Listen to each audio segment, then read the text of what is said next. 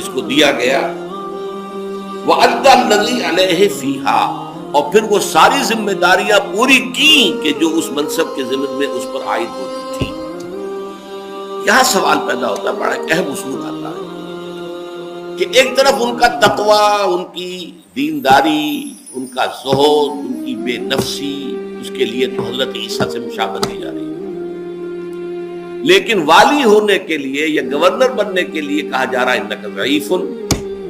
وانھا امانۃ وانھا یوم القیامت خزی وندامۃ، یہ ندامت کا ذریعہ بن جائے۔ اس کا نتیجہ کیا نکلا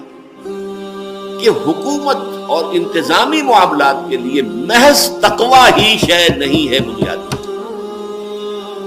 اس کے لیے کچھ اور صلاحیتیں درکار ہیں، کوئی انتظامی صلاحیت ہو، کوئی توازن موجود ہو، اعتدال موجود